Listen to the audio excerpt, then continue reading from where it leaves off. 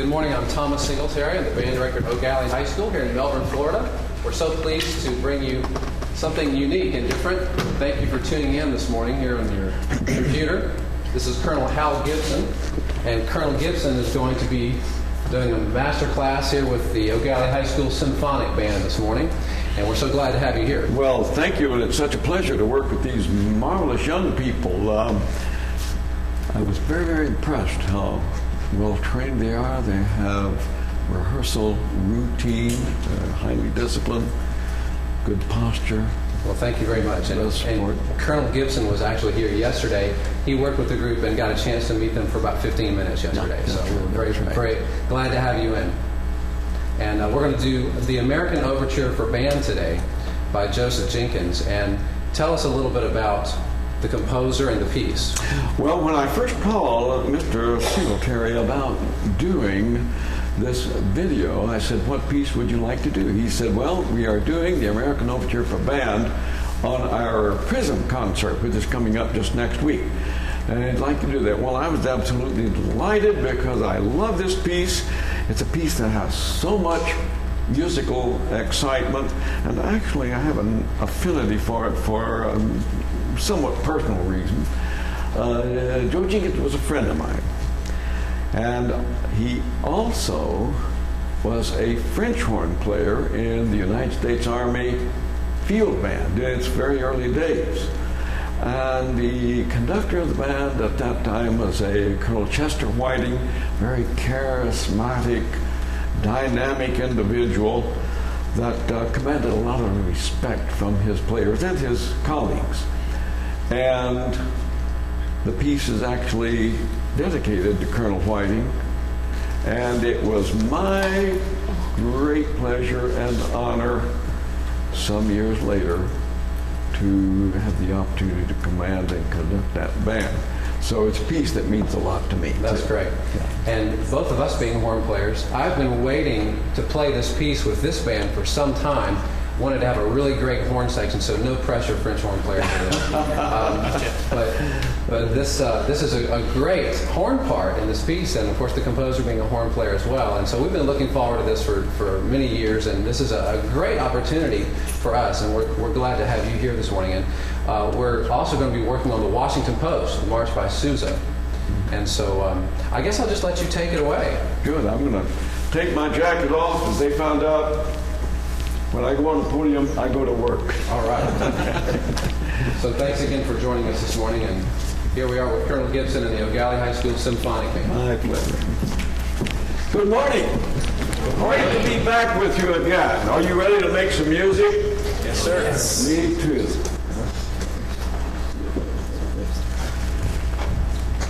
All right, let's begin right at the beginning.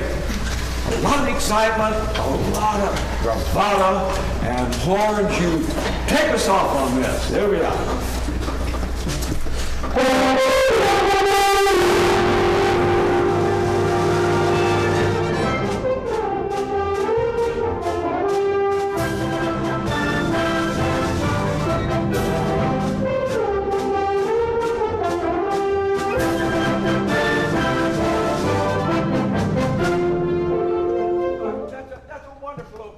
Exciting thing to sweep up there that octave. That sets the mood for the entire piece, really. Now, what happens is, after that gets started, and nobody but the horns play in that first measure, that is your baby. As Mr. Singletary said, this is a French horn piece. Now, clarinets, you come in with the 16th notes that lead us back into the theme again. Here's what I want you to do. It's marked with a crescendo only in the last two beats. I want you to start that crescendo really from the time you play, leading all the way up, so that you come in from, let's say, mezzo 40, marked 40. We're going to come down so we can make that big crescendo, bringing us back to the horns again. Let me hear just the clarinets in the second measure. Also, flutes, you've got that with them. Let's have that. Okay.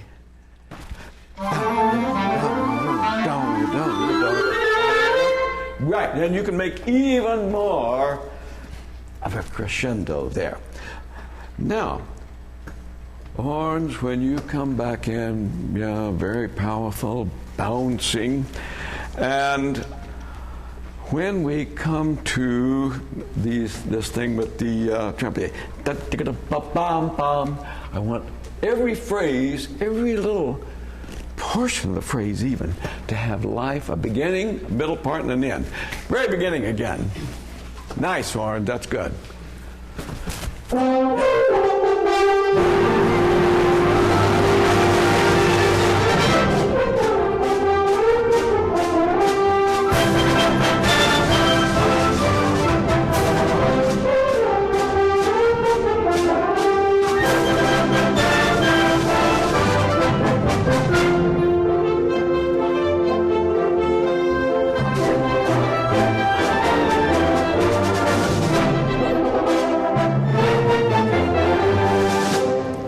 Right here, the fourth measure after letter 12, we have something that occurs so frequently in many of the compositions that we have, and that is where we have a line that's created by various sections playing a portion of that line.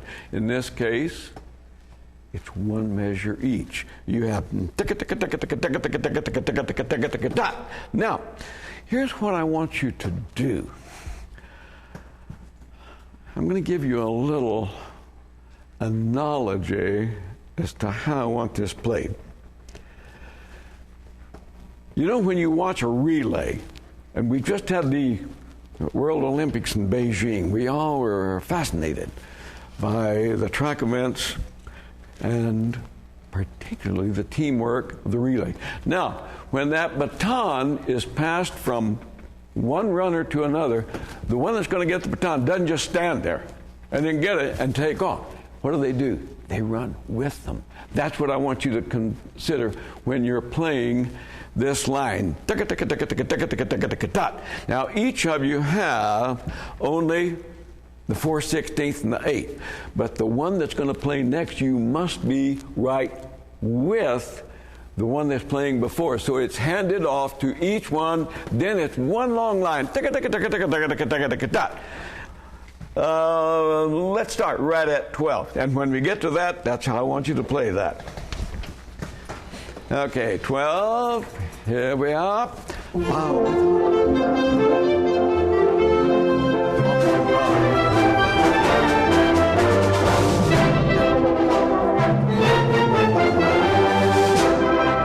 The idea very, and when we get to this thing that follows that,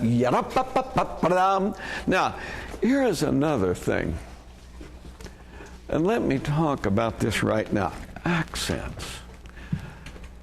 In my approach to music making, accents are terribly important.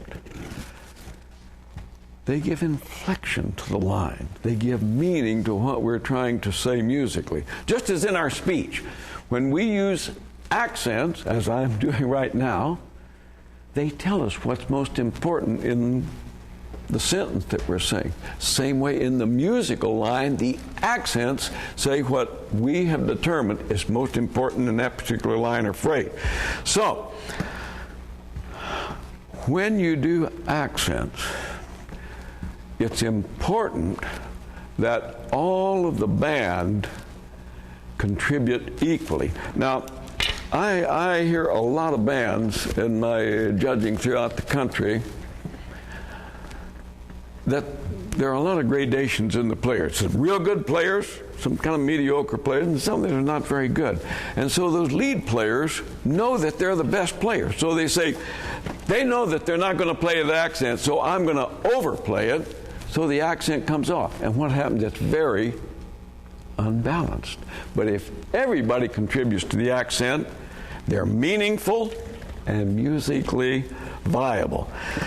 Now that we have that, let's go back to 12, and we're going to continue on from there.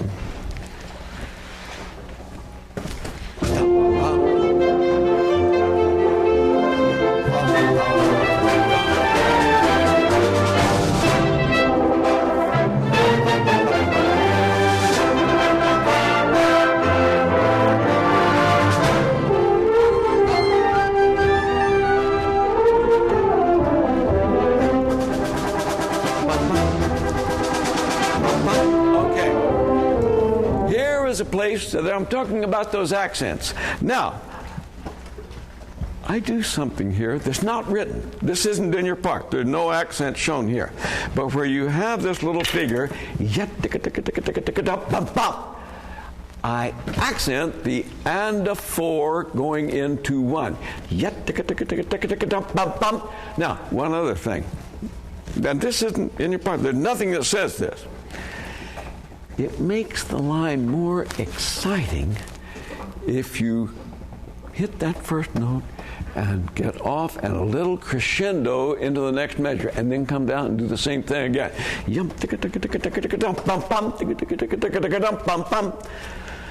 Let me hear everybody there at 23 in the mood. Remember, accents are always in the mood of the dynamic. And this is piano, but this is 23 right here. Okay?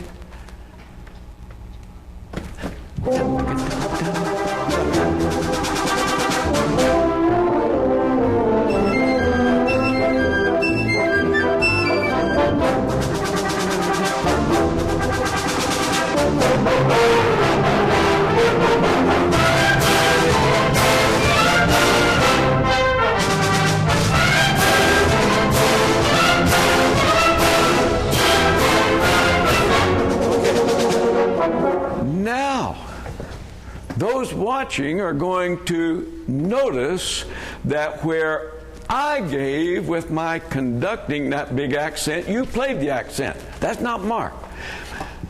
That shows how well trained you are as an ensemble. That I can come up here. This isn't my band. I met you for the first time yesterday. We had about 15 minutes together. But a conductor can come up here that is not your regular conductor, and you have been so well trained to be responsive to the beat. And a good conductor does so much that he doesn't have to explain what he's doing. He just conducts it, and the good ensemble's playing it. And you're playing it, so that shows you're a good ensemble. All right, there again. This thing, yada-da-ba, yada-da-ba, yada-da-bam-ba. I'm putting the accent here again on the weak beat, on 2 and 4. But, as I say, you are so responsive that you're doing exactly what I want you to do. Now, let's go back to 23. Real crisp there, trumpet. Okay. Right there at 23. Here we are.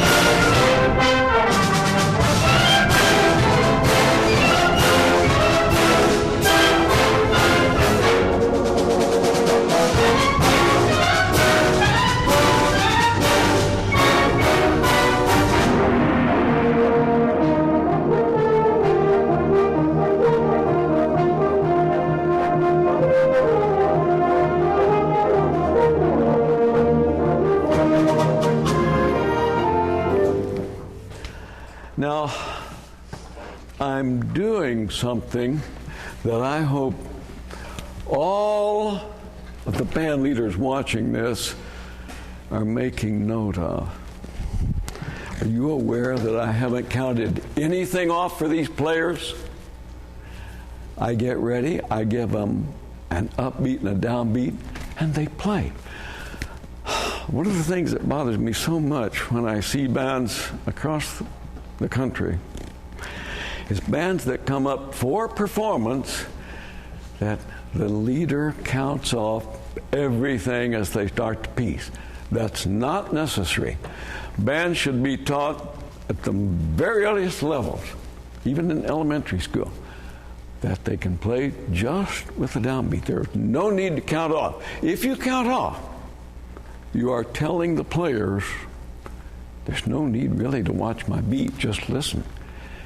If they are well trained, they'll get everything that you want them to know. Tempo, mood, dynamic, all with your beat. And these players are so well trained that that's exactly what's happening. All right, now that we said that, let's prove two of them that we're absolutely right. Let's go back to 23 again. That's nice, Cornelius.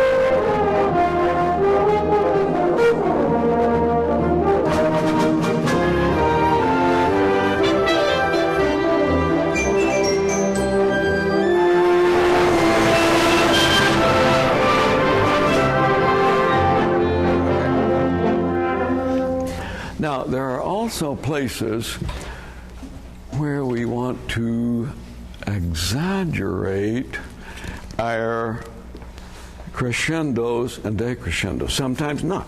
But this is one of those, it's a place that's very important in that phrase line, and you're doing it beautifully. It comes up that arpeggiated form and then back down, but that high note should be the top of your dynamic, and that's, of course, 6 measure after 47. Horns, let me tell you one thing I'd like for you to do. You know where you have this line, when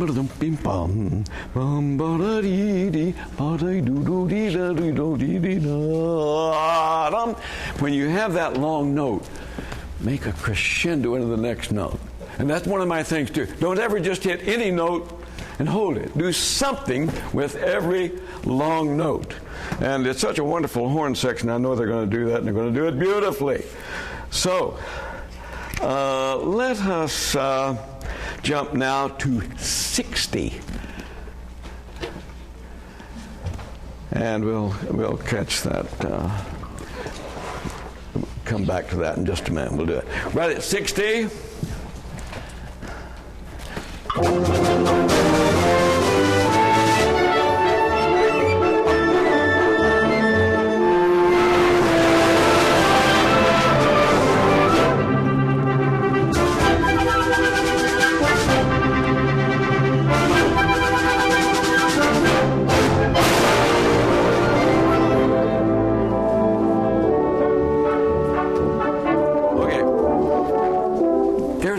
Again, we want to exaggerate the dynamic level. Piano, I mean a real piano. We want that to come way, way down.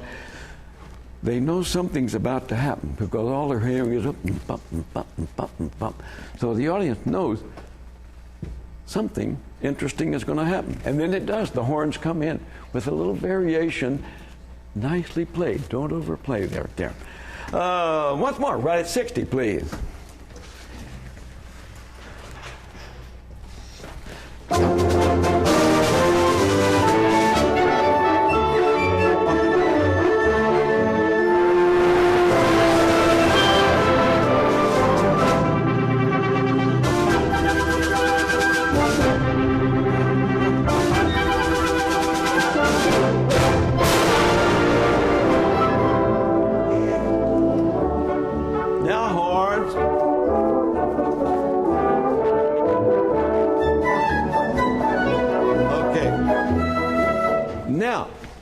After the horns have played that,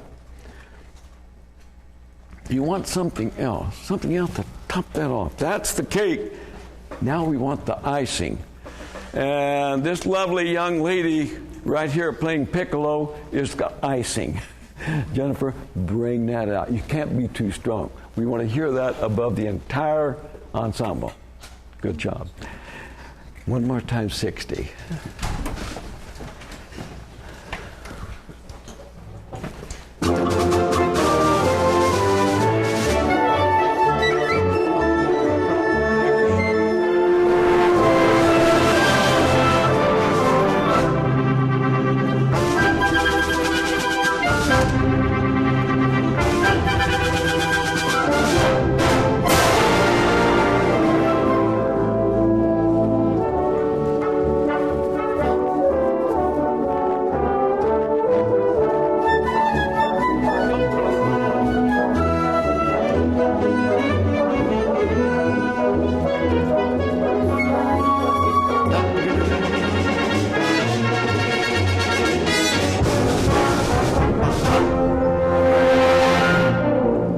Now here's another one of those things where we have to add this little dynamic nuance to make this even more exciting.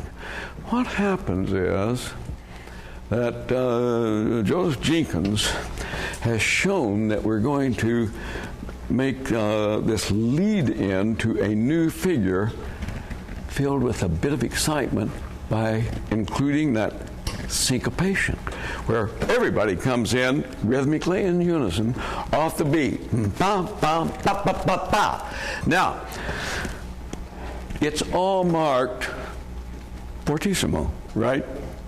But I want you to start out less than fortissimo so you can make a crescendo leading up to the forzando.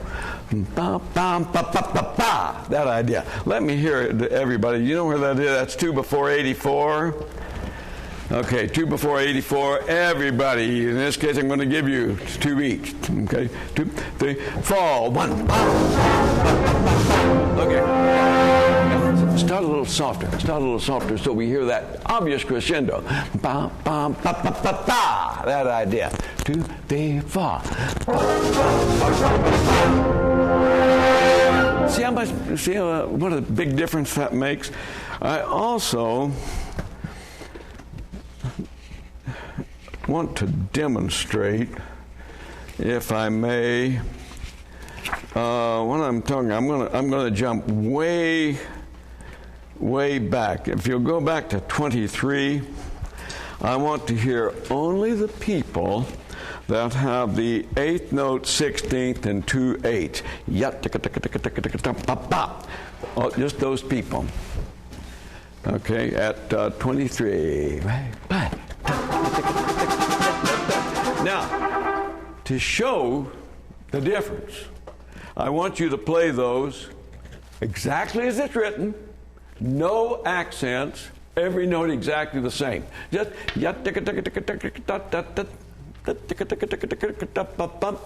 no accent, just everything straight, right? Bang. See, they can hardly do it without that because they're so musical. They want to do it.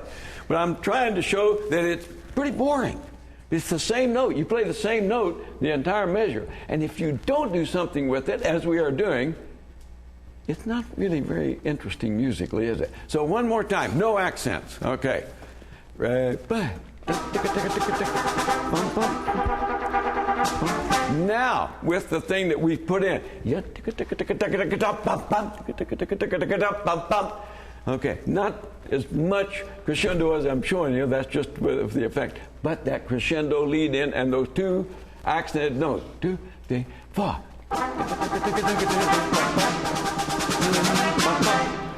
Isn't that different? A lot different. It's musical.